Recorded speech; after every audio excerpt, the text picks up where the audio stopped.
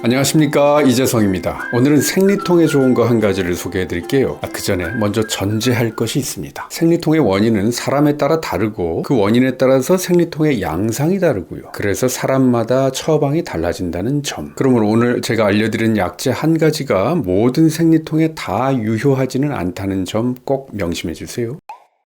자, 생리통의 원인이 다양한데요. 눈에 보이는 원인이 있고 또 눈에 보이지 않는 원인이 있습니다. 대표적인 원인 질환은 자궁내막증, 자궁선근증입니다. 자궁내막증은 자궁내막 조직이 다른 곳에 나타나는 증상이에요. 난소와 자궁 주변에서 유착을 일으키고 난소에 혹을 만들기도 합니다. 보통은 초음파를 보다가 난소에 있는 혹으로 발견이 됩니다. 그 혹의 에코가 특징적이거든요. 자궁선근증은 자궁내막 조직이 자궁 근육층에 퍼져서 자궁이 커져 있는 병이에요. 이건 정말 극심한 생리통을 유발하죠. 자, 이런 질환들은 보입니다. 물론 생눈으로 보이는 건 아니고요. 초음파, 복강경, CT, MRI 같은 장비로 관찰할 때 보입니다.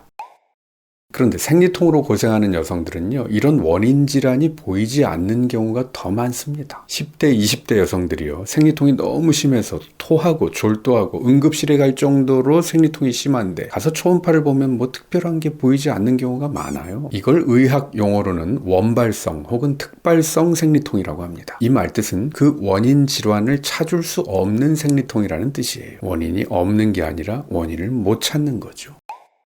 한약 처방 중에서 생리통에 자주 쓰이고 임상 연구도 많이 되어 있는 유명한 처방들이 몇 가지가 있어요. 그 처방들 중에서 단골 약재로 등장하는 약재가 하나 있으니 그 이름은 작약입니다. 작약감초탕이라는 처방이 있는데요. 작약과 감초, 딱 이 두 가지가 1대1로 들어있는 아주 심플한 처방입니다. 작약은요, 근육이 뭉치고 경련이 일 때 두루두루 쓰이는 약재예요. 그래서 복통, 장경련, 관절통, 근육통, 두통 같은 증상에도 두루 쓰이죠. 그러므로 생리통 중에서도 자궁이 너무 과도하게 수축할 때, 경련이 나듯이 쥐어짜듯이 아플 때, 그럴 때 작약이 딱 맞습니다.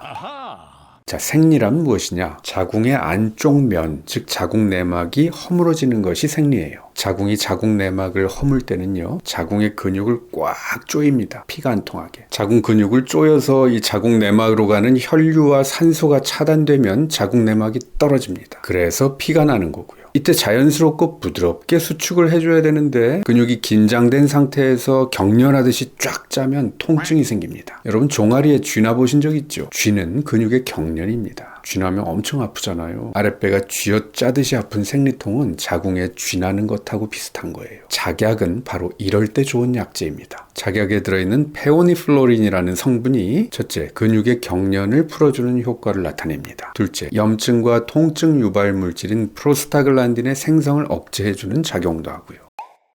근거 기반 보완 대책의학이라는 학술지에 작약 감초탕의 자궁선근증에 대한 잠재적인 치료 기전이라는 논문이 실렸어요. 인체에서 유래한 자궁선근증 세포에다가 작약 추출물을 적용하고 그 효과를 관찰한 연구입니다. 그 결과 작약 추출물은 자궁선근증 세포의 증식을 억제하고 염증 물질을 감소시키고 호르몬 수용체를 감소시키는 효과가 있는 걸로 나타났습니다. 실제로 제가 임상에서 자궁선근증이나 자궁내막증으로 생리통이 심한 분들한테 이 작약이 들어간 처방을 꾸준히 썼을 때 생리통이 호전되는 경험을 많이 했었습니다. 자, 처음에도 말씀드렸듯이 모든 생리통에 작약이 다 듣는 것은 아니고요. 또 생리통이 있는 바로 그때 이 작약을 먹는다고 해서 통증이 싹 사라지는 건 아니에요. 통증 사라지는 데는 진통제가 최고죠. 자, 평소에 생리통이 쥐어짜듯이 자궁에 경련이 나는 것처럼 아픈 여성들은요, 평소에 꾸준히 작약을 한번 드셔보십시오. 생리 안 할 때, 평소에. 그러면 생리통이 한결 수월하게 넘어가고 생리통의 강도도 점점 줄어들 겁니다.